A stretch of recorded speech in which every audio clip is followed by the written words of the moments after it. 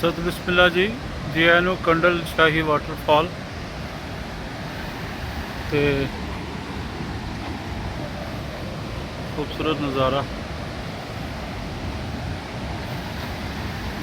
ਇਹ ਕੰਡਲ ਸ਼ਾਹੀ ਇੱਕ ਪਿੰਡ ਹੈ ਮੇਰੇ ਖਿਆਲ ਅੱਗੇ ਲੱਗਦਾ ਜੀ, ਤੇ ਉਹਦੇ ਕੋਲ ਹੈ ਇੱਕ ਵਾਟਰਫਾਲ ਬਣੀ ਬੜੀ ਖੂਬਸੂਰਤ ਜੀ, ਮਜ਼ੇਦਾਰ ਜੀ, ਚਸ ਜਿਹੀ, ਠੰਡਾ ਮਾਹੌਲ ਨੀਲਮ ਵੈਲੀ ਦੇ ਵਿੱਚ।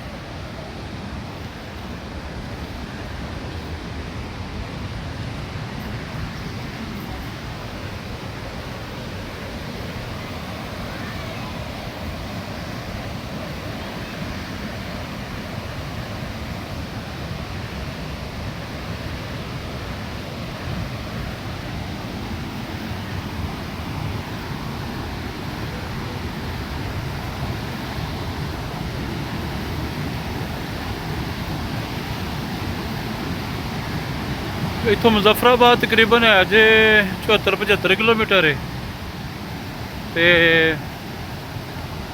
ਮੁਜ਼ੱਫਰਾਬਾਦ ਦਾ ਸਟੇ ਹੋਏਗਾ।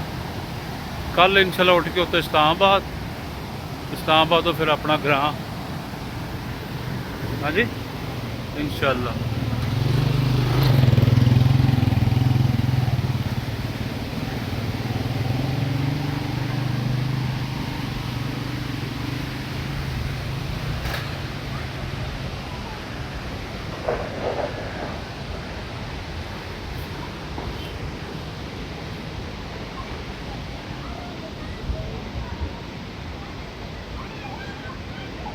ਨਾਲ ਹੋਟਲ ਛੋਟੇ ਬਣੇ ਨੇ, ਇੱਕ ਪੁੱਲ ਬਣਿਆ ਜੀ।